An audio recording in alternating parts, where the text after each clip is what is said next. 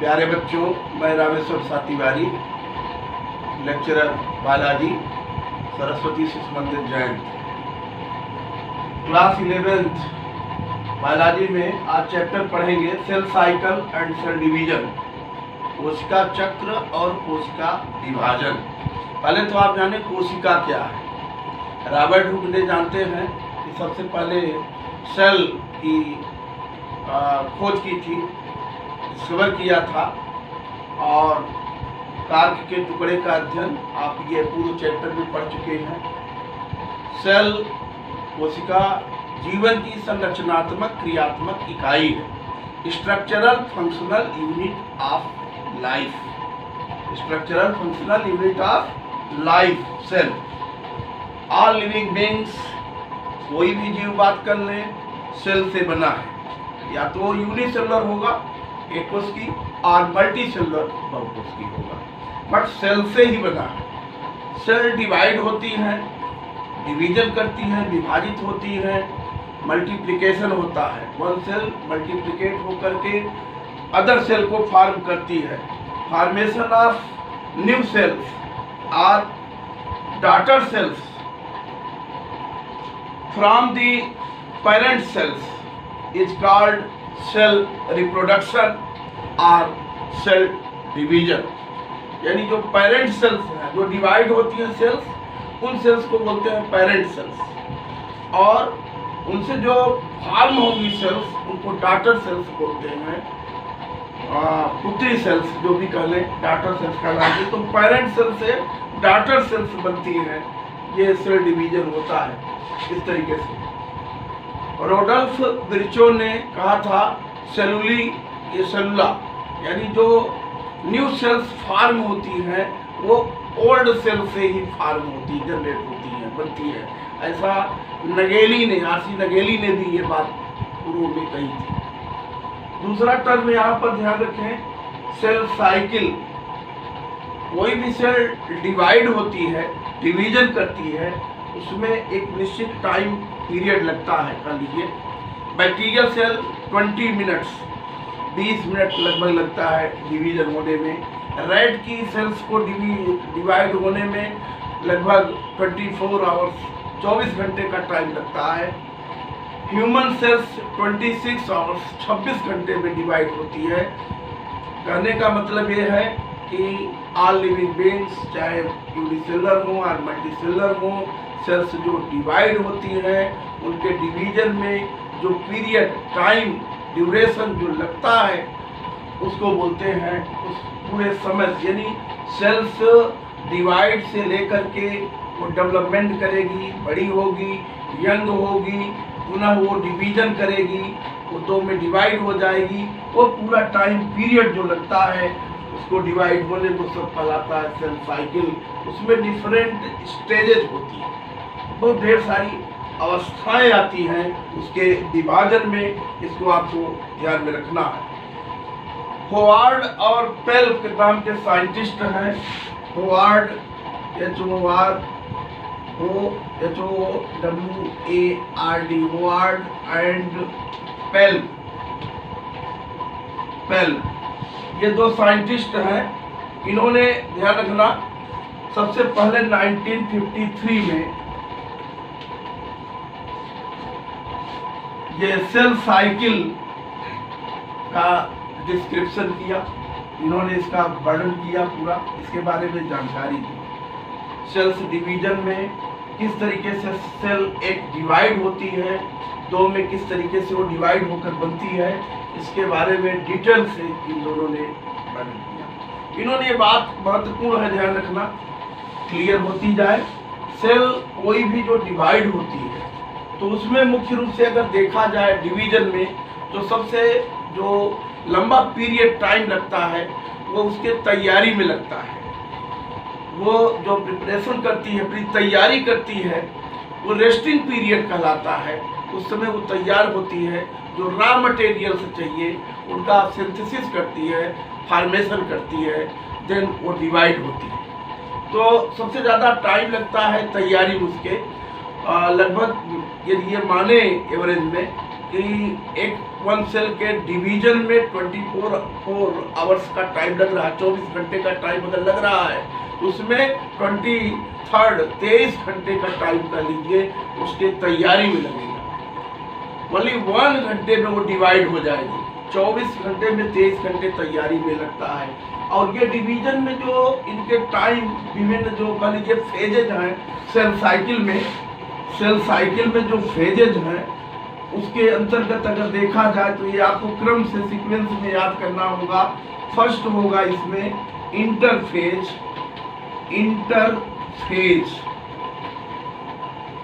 ये तैयारी की अवस्था होगी। ये अवस्था जो होती है, फेज जो होती है इंटरफेज, ये डिवाइड होती है 3 पार्ट में। G1 फेज, ये ग्रोथ फेज है। Then S phase and G2 phase. इसी सीक्वेंस में लिखेंगे, ध्यान रहे आपको।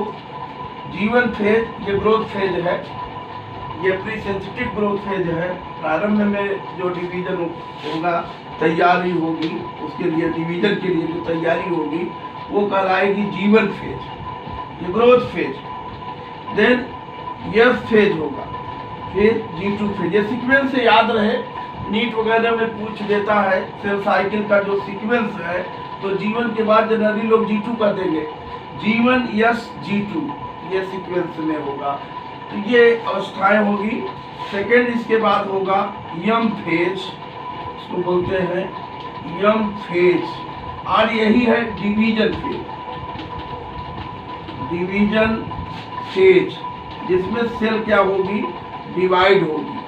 ये जो डिवीजन फेज है, M फेज है, ये 1 घंटे का टाइम लगेगा, 1 आवर्स, केवल 1 घंटे का टाइम लगता है। इसमें जो सेल डिवाइड जब होती है, ध्यान रखेंगे, तो 2 स्टेज मेन है। फर्स्ट है कैरियोकाइनेसिस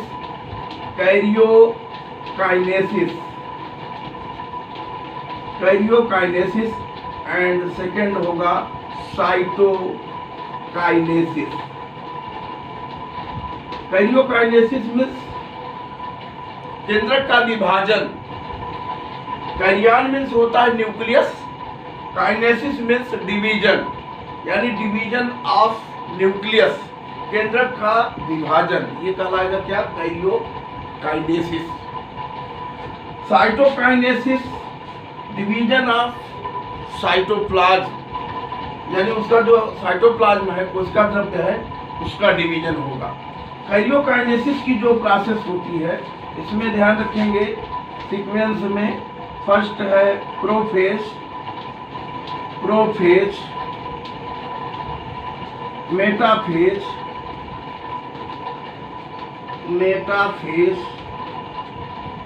एनाफेज एंड टीलोफेज।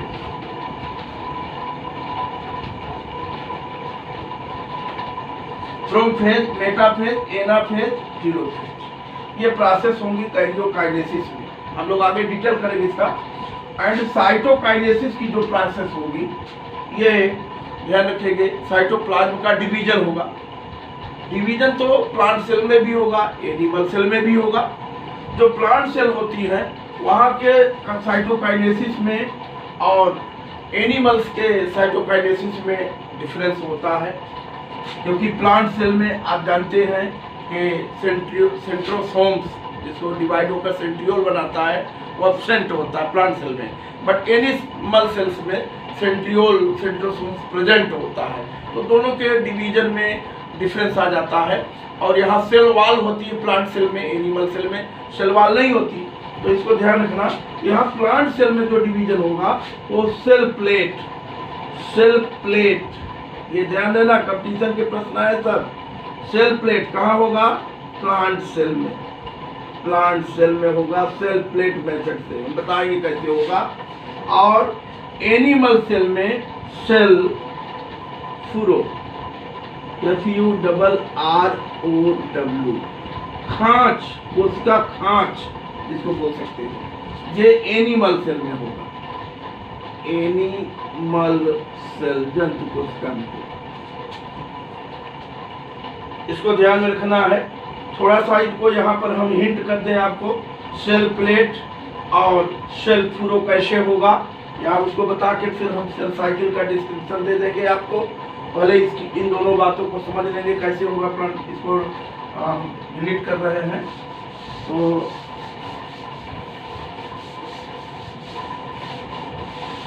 यहाँ देख ले थोड़ा सा, क्योंकि वो आगे आएगा। एनिमल सेल में कैसे होगा, प्लांट सेल में कैसे होगा साइटोकाइनेसिस की प्रोसेस। तो एनिमल सेल में जैसे लेते हैं तो आप ध्यान दें, एनिमल सेल जैसे एक कोशिका है, ये कोई भी एनिमल सेल है, जंतु की कोशिका है, 2 न्यूक्लियाई डिवाइड होकर जब बन जाते हैं तो यहाँ पर ध्यान रखेंगे जब डिवीजन होने का इसके नंबर आता है कि आगे डिवाइड होगी साइटोप्लाज्म का, ये न्यूक्लियस है, ये 2 डॉटर न्यूक्लियाई बन गए हैं, NuCl EUS न्यूक्लियस, ये दोनों ही न्यूक्लियस है, डिवाइड हो गए हैं। तो आगे जब ये डिवीजन करेगा, विभाजन करेगा, तो यहाँ ध्यान रखेंगे एक न्यूक्लियस इस सिरे पर इंड पर है, दूसरा यहाँ है, बीच में यहाँ पर एक ग्रुप बनने लगती है, इस तरीके से दबने लगती है, ये खांच बनने लगती है, ये इस तरीके से, और ये ग्रुप अंदर की ओर गहरी होती जाएगी। अंत में एक कोशिका को ध्यान रखेंगे 2 में ये डिवाइड कर देती है, यहाँ से गहरी होती चली जाएगी और एक कोशिका जो होती है ये 2 में क्या होगी, डिवाइड हो जाएगी। न्यूक्लियस है, ये आगे बढ़ती जाएगी खांच, और एक से फिर ये 2 में बढ़ जाएगी, ये 2 में डिवाइड हो जाएगी, ध्यान देंगे। बट ये तो एनिमल सेल में है, इस तरीके से इसमें है। एनिमल सेल की हम लोगों ने बात की थी, एनिमल सेल जंतु कोशिका में है, ये कौन सी विधि होती है, सेल फ्लो, FURROW, कोशिका खांच विधि। इस तरीके से एक कोशिका बीच में ग्रुप बनता जाएगा, देख रहे हैं खांच, और ये बढ़ता जाएगा और अंत में एक कोशिका को 2 में क्या करेगा, डिवाइड कर देगा, बढ़ जाएगा। बट जो प्लांट सेल्स हैं, प्लांट सेल में सेल प्लेट के द्वारा होता है। प्लांट सेल में ध्यान रखेंगे जो न्यूक्लियाई जब 2 में डिवाइड हो जाएंगे तो यहाँ पर कैल्शियम मैग्नीशियम पैक्टेट जो साइटोप्लाज्म में रहते हैं, ये जमाव होने लगता है बीचों बीच। क्योंकि इनमें ग्रुप नहीं बन सकती, क्योंकि बाहर की ओर आपने देखा कि सेल वॉल है, इसलिए यहाँ पर जो साइटोप्लाज्म में कैल्शियम मैग्नीशियम के पैक्टेट ये सब जमा होने लगते हैं बीचों बीच दोनों न्यूक्लियाई के, और इनके जमाव के कारण एक बीच में सेपरेशन जोन बन जाती है, प्लेट बन जाती है, जिससे ये कोशिका जो है एक से कह लीजिए 2 में डिवाइड हो जाएगी। तो इस तरीके से ध्यान में आपको रखना है कि प्लांट सेल में और एनिमल सेल में दोनों में अलग अलग ढंग से साइटोकाइनेसिस की क्रिया होती है। अब आगे देखेंगे हम लोग सेल साइकिल, जो भी हम लोग चर्चा कर रहे थे। सेल साइकिल बहुत ही इम्पोर्टेंट है, बहुत महत्वपूर्ण है, और बहुत ढेर सारे इससे क्वेश्चन बनते हैं। चलिए लेते हैं, जैसे मान लीजिए कि रैट की सेल्स में 24 आवर्स की बात की है, 24 घंटे लगता है एक कोशिका को 2 में डिवाइड होने में। तो उसमें सेल साइकिल हम देखेंगे किस तरीके से G1, S, G2 and M phase किस तरीके से डिवाइड होंगे, इनमें फेजेज में क्या क्या चेंजेज होते हैं, किस तरीके से इनमें परिवर्तन आते हैं। तो ये डायग्रामेटिक देखेंगे कि जैसे मान लीजिए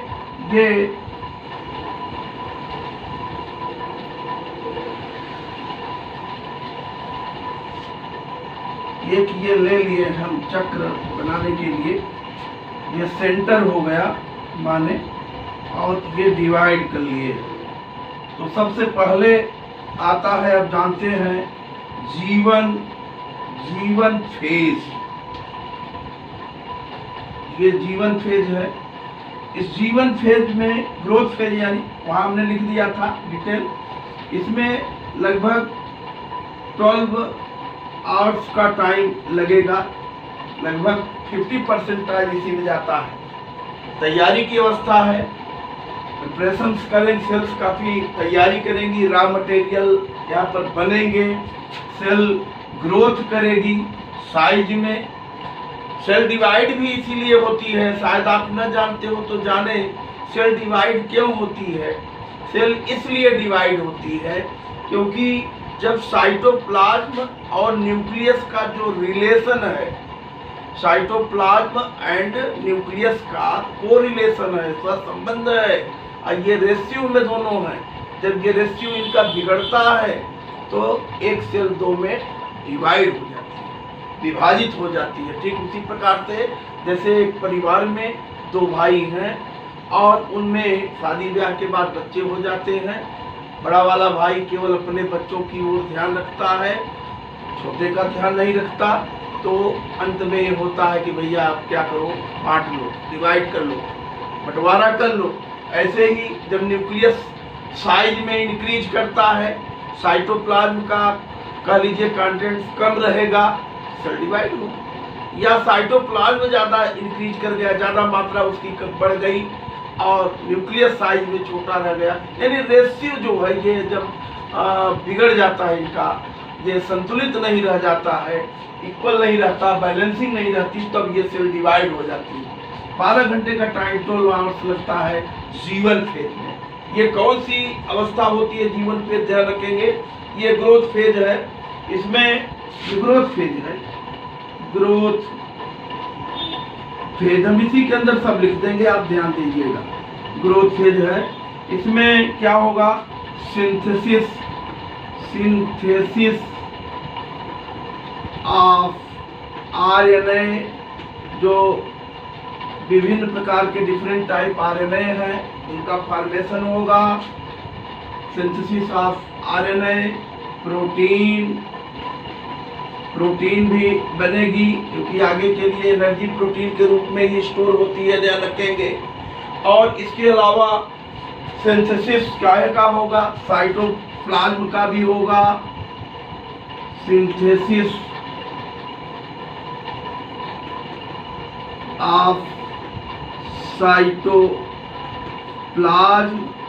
जो उसके अंदर साइटोप्लाज्म है उसका भी कह लीजिए, उसकी भी मात्रा क्या होगी, बढ़ेगी। जो सेल ऑर्गेनेल्स, न्यूक्लियस भी साइज में करेगा, बढ़ेगा, न्यूक्लियस भी ध्यान रखेंगे, ये भी, इसकी भी साइज इंक्रीज करेगी, ये भी साइज, न्यूक्लियस की भी साइज क्या होगी, बढ़ेगी। ये सब ग्रोथ करेंगे, काफी टाइम लगता है और ये तैयारी की अवस्था है, इसको ध्यान में रखना है। ये जीवन फेज कहलाती है। तो इस अवस्था में रॉ मटेरियल बनेगा, प्रोटीन का फॉर्मेशन होने के लिए आरएनए जरूरी है, तो आरएनए का सिंथेसिस होगा, ये बनेंगे। सेल ऑर्गेनेल्स साइज में इंक्रीज करेंगे, बड़े होंगे, न्यूक्लियस इंक्रीज करेगा, आकार में बड़ा होगा। ये सारी चीजें देखने के लिए मिलेगी। देन सेकंड, इसके बाद ध्यान रखेंगे दूसरी जो अवस्था होती है, आपको हमने बताया कि सेकंड अवस्था होगी यस फेज। यस फेज में क्या होगा, इसमें मुख्य रूप से ध्यान रखना, इसमें जो टाइम पीरियड लगता है वो लगता है 6 से 8 घंटे का टाइम, 6 to 8 आवर्स, ये 6 से 8 घंटे का लगभग इसमें समय लगता है, ध्यान रखेंगे। और इसमें मुख्य रूप से replication of chromosome, replication of DNA, जो भी कह लीजिए, सिंथेसिस कह सकते हैं, सिंथेसिस ऑफ डीएनए, माने डीएनए का संश्लेषण होगा, डीएनए का रिप्लिकेशन हो, वही तो है chromosome. Chromosome means histone, protein and DNA, ये दोनों से मिलकर बनता है। तो जो भी लिखना हो आपको, रिप्लिकेशन ऑफ डीएनए, अगर लिखे हैं तो यहाँ synthesis of histone, HISTON, histone बनेगी। ये बहुत महत्वपूर्ण है, कई बार नीट में सैकड़ों बार ये क्वेश्चन आ चुका है कि डीएनए का रिप्लिकेशन किस स्टेज में होता है सेल साइकिल के। तो ये दिमाग में रहे आपको, डीएनए का जो रिप्लिकेशन है या क्रोमोसोम का भी पूछेगा रिप्लिकेशन तो भी वही है, सिंथेसिस करके पूछे तो भी वही है। तो ये एस फेज में होता है, इसमें 6 से 8 घंटे का टाइम लगता है, बहुत इंपॉर्टेंट फेज है ये भी। देन आती है, ध्यान रखेंगे, अब 1 घंटे का टाइम के लिए यहाँ आप इसको निकाल दीजिए यम फेज के लिए, और ये आपका बच गया, ये होगा G2 फेज। G2 फेज है ये, और G2 फेज में ध्यान देंगे समय जो लगता है ये 3 to 4 आवर्स लगता है, 3 से 4 घंटे का समय कह लीजिए इसमें लगता है। ये भी ग्रोथ फेज है, ग्रोथ फेज है। और इस अवस्था में ध्यान रखेंगे मल्टीप्लिकेशन ऑफ सेल ऑर्गेनेल्स, ऐसा कर लें, मल्टीप्लिकेशन ऑफ सेल ऑर्गेनेल्स, जो कोशिकांग है,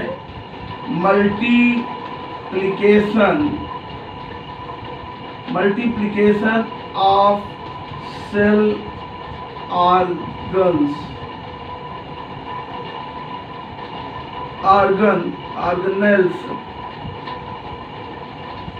ऑर्गेनेल्स ध्यान रखना, जो कोशिकांग है, ऑर्गेनेल्स कर ले, जो कोशिकांग है उनका गुणन होता है। जैसे माइटोकॉन्ड्रिया एक है तो 2 में डिवाइड होगी, जितनी होंगी वो डिवीजन करेगी, क्लोरोप्लास्ट डिवाइड होगा। जो भी सेल ऑर्गेनेल्स हैं वो मल्टीप्लिकेशन करेंगे, क्योंकि सेल डिवीजन होगा तो सब में दोनों में जाना है। जो पेरेंट सेल से डॉटर सेल जो बनेगी, 1 पेरेंट सेल से 2 डॉटर सेल बननी है, तो जब बनेगी तो उनमें जाना है, तो इसलिए डिवीजन होना है। तो ये सारी जितनी बातें थी अभी तक की, यहाँ से लेकर के कह लीजिए ये पूरा का पूरा 23 घंटे का लगभग एवरेज में 23rd आवर्स का जो टाइम है, ये पूरा का पूरा आपका कहलाएगा इंटरफेज।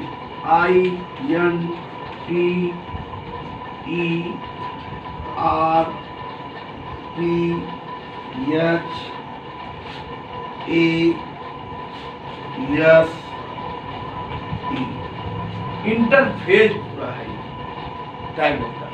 अब 1 घंटे का टाइम बचा जो हमने उसमें पहले लिख दिया आपको, ये 1 घंटे का समय जो आपका है ये है यम फेज। इसको क्या बोलेंगे आप? यम फेज। इसमें वनली 1 और 1 घंटे का केवल टाइम लगता है। और इसमें हमने आपको बताया था कि डिवीजन का फेज है, इसमें 2 भाग हो जाएंगे, एक होगा कैरियोकाइनेसिस, दूसरा होगा साइटोकाइनेसिस। तो ये कैरियोकाइनेसिस एक होगा, कैरियोकाइनेसिस वहाँ हमने सब विजुअल लिखा है आपको शुरू में ही याद देना करना। साइटोकाइनेसिस, ये 2 प्रोसेस होंगी इसमें। तो कैरियोकाइनेसिस में आपको मैंने बताया था न्यूक्लियस का डिवीजन होगा, इसमें प्रोफेज, मेटाफेज, एनाफेज और लास्ट है आपको मालूम है टीलोफेज। शुरू में मैंने लिखा है, इसको देख ले आप। कैरियोकाइनेसिस में कौन कौन से हैं? Prophase, metaphase, anaphase and telophase. और साइटोकाइनेसिस में अगर प्लांट सेल है तो सेल प्लेट, और एनिमल सेल है तो सेल फ्लो। याद रखना, 1 घंटे का टाइम लगता है डिवीजन में ओनली। फिर उसमें क्या क्या होंगे ये हम सेल डिवीजन के समय हम लोग देखेंगे। तो इस तरीके से ये सेल साइकिल का आप पूरा जो है एक डायग्रामेटिक जो है डिस्क्रिप्शन दें, और इसको अलग से भी लिखना है तो आप लिखें। सारी बातें इसमें क्लियर हैं, जहाँ क्लियर ना होगी तो आप बात कर सकेंगे, पूछ सकेंगे, इसको ध्यान देना।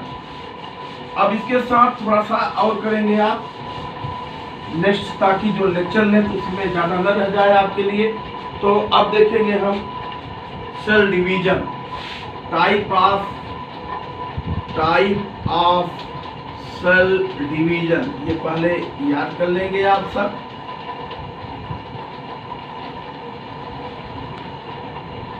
कोशिका विभाजन के प्रकार देखेंगे, कितने प्रकार से कोशिका विभाजन है आपको जो पढ़ना है। वैसे तो मेन 2 ही कोशिका विभाजन है, बट जो बुक में आपके दिए गए हैं, पहला है ध्यान रखेंगे एमाइटोसिस, दूसरा है माइटोसिस। सेल डिवीजन लगा लें, mitosis cell division. Cell division, और थर्ड होगा आपका meiosis, meiosis cell division,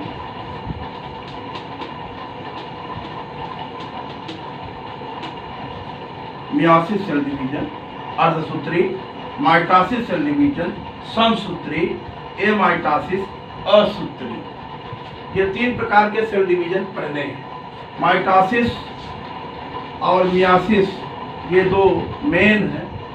amitosis lower category के जो प्लांट्स हैं, एनिमल्स हैं, उनमें ये सेल डिवीजन होता है। बट ये सेल डिवीजन जो है सभी में लगभग देखने के लिए मिलेंगे, तो इसलिए इनको हम लोगों को देखना है, पढ़ना है। मियासिस सेल डिवीजन को रिडक्शन डिवीजन भी बोलते हैं, क्योंकि इसमें नंबर ऑफ क्रोमोसोम्स जो होती है वो हाफ हो जाती है। तो इनको अगले उसमें वीडियो में देखेंगे हम लोग डिटेल, बट यहाँ पर कुछ चीज़ें याद करनी है, इसलिए आप ध्यान दे लें। एमाइटोसिस को अभी फिलहाल इसमें हम देख लेते हैं। एमाइटोसिस जो असूत्री विभाजन है, जनरली 9th 10th से आप पढ़ते आ रहे हैं। अमीबा में जरूर 10th में क्लास में आपने पढ़ा होगा किस तरीके से असूत्री विभाजन होता है। वो अपना जन्म जनरली इस मेथड से करता है।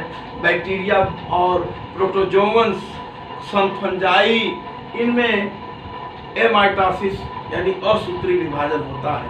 यहाँ पर डायरेक्टली जो न्यूक्लियस होता है वो डिवाइड हो जाता है 2 पार्ट में, और देन साइटोकाइनेसिस की प्रोसेस हो जाती है। तो बहुत ज़्यादा नहीं है, इसलिए इसको ध्यान रखना। इस प्रकार के डिवीजन में जैसे एक पेरेंट सेल्स है, मान लीजिए ये अमीबा की एक कोशिका है। अमीबा का एग्जाम्पल ले लेते हैं, क्योंकि ज़्यादातर एग्जाम में अमीबा का पूछ देता है। तो ये अमीबा में न्यूक्लियस है उसका, अब ये साइटोप्लाज्म है बाहर, आप जान रहे हो ये न्यूक्लियस है, न्यूक्लियस है, ये बाहर उसका साइटोप्लाज्म है, साइटोप्लाज्म है। तो अब ये जब डिवीजन करना होगा, ध्यान रखेंगे, तो सबसे पहले इसका जो न्यूक्लियस ये आकार में थोड़ा सा इंक्रीज करता है, बड़ा होता है, बीच से वो पृष्ठ होता है, दबने लगता है, एक डंबल जैसी स्ट्रक्चर बनने लगती है, ऐसा जैसे ये बीच में दबने लगा, ये ऐसा डमरू जैसा, ये डंबल जैसा न्यूक्लियस डिवाइड होने लगा 2 पार्ट में बीच से।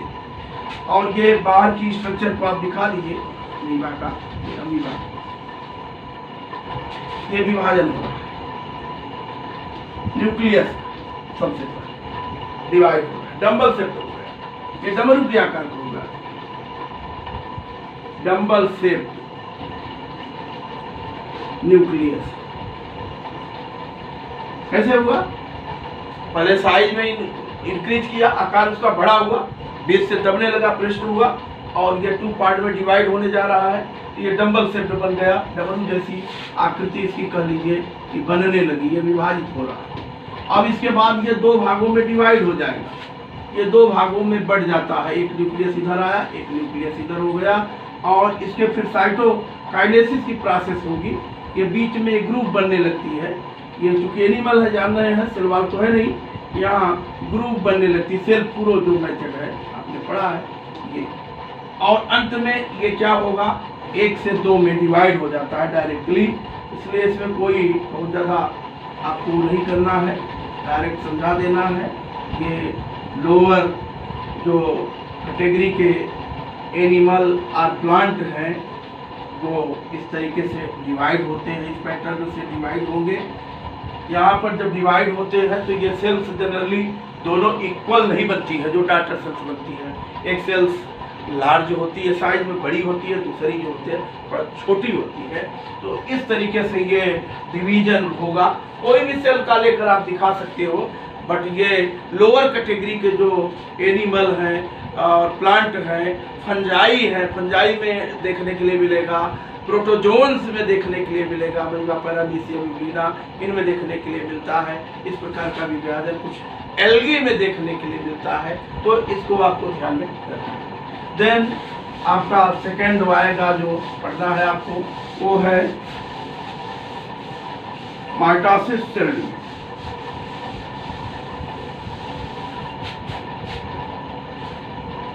माइटोसिस समसूत्री जिसको बोल रहे हो, माइटोसिस,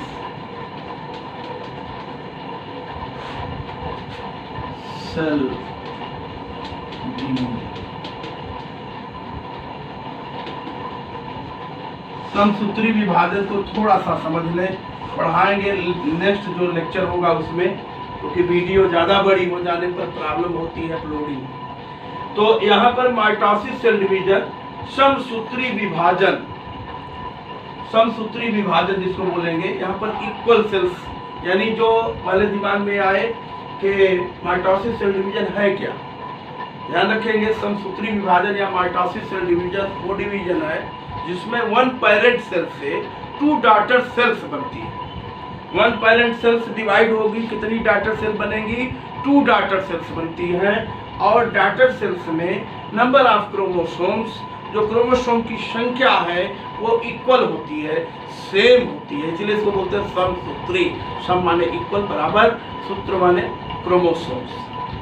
तो ये इक्वल होते हैं, एक पेरेंट सेल से दो डॉटर सेल। इस तरीके का जो डिवीजन होता है ये हमारे बॉडी में, हमारे शरीर में, जीवों के शरीर के अंदर कहाँ होता है, सोमैटिक सेल्स में होता है, वेजिटेटिव सेल्स में होता है। ध्यान रखेंगे, शरीर में दो प्रकार की सेल्स जनरली है, एक है वेजिटेटिव सेल्स, ये सब है, दूसरी होती है रिप्रोडक्टिव सेल्स या जनरेटिव सेल्स होती हैं, जो टेस्टिस और ओवरी में है। प्लांट में फ्लावर में है, जो बनते हैं उसमें स्टेमेन और कह लीजिए कि कार्पेल, उनके भाग में, एंथर वाले भाग में, और वहाँ ओव्यूल वाले भाग में जो डिवीजन होगा।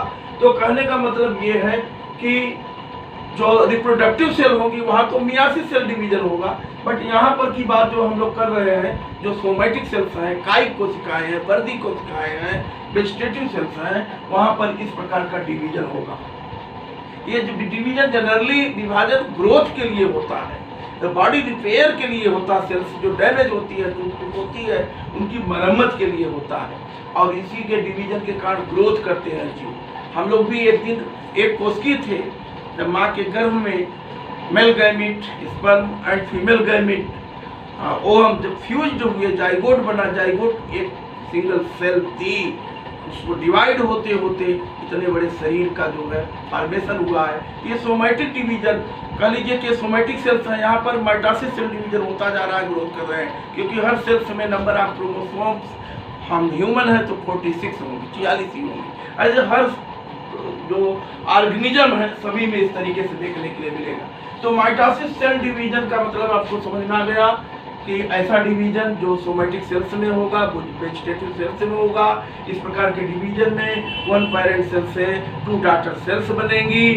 एक थोड़ा सा ऐसे समझें कि जैसे ये सेल है ये, और ये सेल में ये न्यूक्लियस के अंदर क्रोमोसोम है।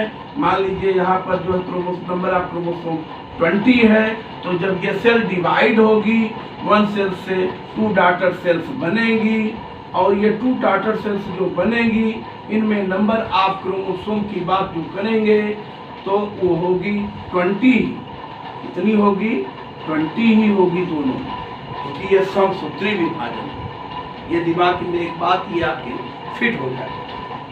दूसरी बात ध्यान रखेंगे, यहाँ पर मियासिस की बात भी थोड़ी सी कर लें हम, क्योंकि अगले में दोनों का डिटेल हम लोग पढ़ेंगे। मियासिस में भी अगर देखा जाए तो मियासिस सेल डिवीजन कैसा विभाजन है? वह विभाजन ध्यान रखेंगे, वो सेल डिवीजन जिसमें वन पेरेंट सेल से 4 डॉटर सेल्स बनती है। कितनी बनती है? 4 डॉटर सेल बनेंगी। और इस प्रकार का डिवीजन रिप्रोडक्टिव सेल्स में होता है। जनन के समय, जनन की जो कोशिकाएं हैं उनमें डिवीजन होता है, इस प्रकार का विभाजन होगा। और इनमें नंबर ऑफ क्रोमोसोम्स जो होता है वो पेरेंट सेल से डॉटर सेल्स में हाफ हो जाएगी, आधी हो जाती है। ऐसे जैसे एक कोशिका है ये मान लीजिए, और इसमें नंबर ऑफ क्रोमोसोम 20 है, और ये डिवाइड होगी तो ये 2 सेल्स में डिवाइड होगी। यहाँ पर नंबर ऑफ क्रोमोसोम 10 होगा, यहाँ पर नंबर ऑफ क्रोमोसोम कितना होगा? 10 होगा। ध्यान देना, यहाँ भी 10 होगा। ये डिवाइड हो गई, ये होगा। फिर उसके बाद ये डिवाइड होगी दोनों दोबारा, तो यहाँ पर ध्यान रखेंगे नंबर ऑफ क्रोमोसोम 10 ही रहेगा, और इसमें भी इससे 2 बनेगी तो दोनों में ही 10 रहेगा। इसमें भी 10 रहेगा, और ये बनेगी इससे भी 2, उनमें भी नंबर ऑफ क्रोमोसोम कह लीजिए नहीं चेंज होगा, 10 रहेगा, यहाँ भी 10 रहेगा। बट पेरेंट सेल से क्या हो गया है, यहाँ हाफ हो गया। 1 पेरेंट सेल से कितनी डॉटर सेल बनी, 4 डॉटर सेल बनी। Number of chromosome parent cell से डॉटर सेल्स में क्या हो गया, हाफ हो गया। तो ये जो मियासिस सेल डिवीजन है, ये मियासिस फर्स्ट एंड सेकंड वाला जो होगा, ये आपका ये मियासिस, यहाँ बीच में मियासिस सेकंड होगा, मियासिस सेकंड। तो इसको याद रखना होगा। ये हेटेरोटाइपिक डिवीजन होता है, हेटेरोटाइपिक विषम प्रकार का विभाजन, और ये होमोटाइपिक है, यानी सम प्रकार का विभाजन है, यानी ये माइटोसिस ही एक प्रकार का है। तो ये दोनों ही डिवीजन हम लोगों को डिटेल पढ़ने हैं, तो इसको ध्यान देना। समसूत्री के कुछ चीजें आप याद कर लेंगे जो दोनों में ही आगे काम आती रहेगी। समसूत्री विभाजन में जो विभाजन की बात हम लोग जब करेंगे पढ़ेंगे, तो इसमें पहला होगा, आप जान चुके हो, इससे पहले लिख दिए थे, इंटरफेज होगा। पहले होगा इंटरफेज, फिर दूसरा होगा, ध्यान रखेंगे,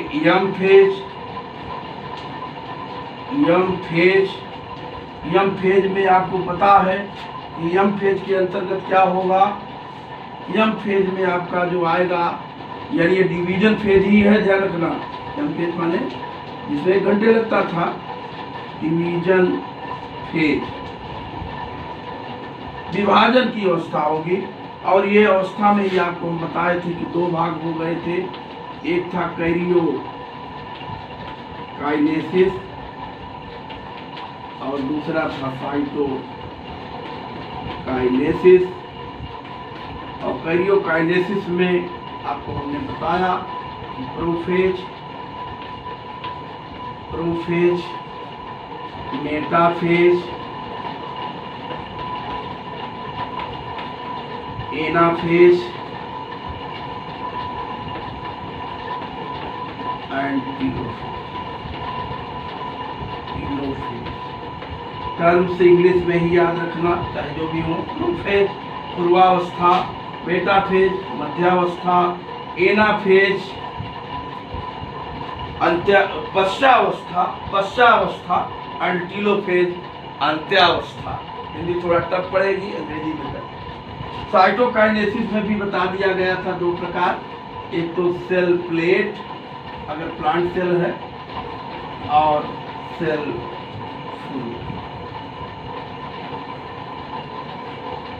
फ्लो एनिमल सेल में, याद रहे, बार बार लिखा गया है, आपको याद हो गया होगा। प्लांट सेल में ये होगा cell plate, plant cell plate, ये याद रखना है। अब इन्हीं का हम लोगों को आगे डिस्क्रिप्शन करना है, इनको आपको डिटेल में पढ़ना है, जो हम नेक्स्ट वीडियो में हम माइटोसिस सेल डिवीजन को डिटेल में पढ़ेंगे पूरा, और मियासिस का भी आगे जो है एक्सप्लेन करेंगे, उसका भी एक्सप्लेनेशन होगा।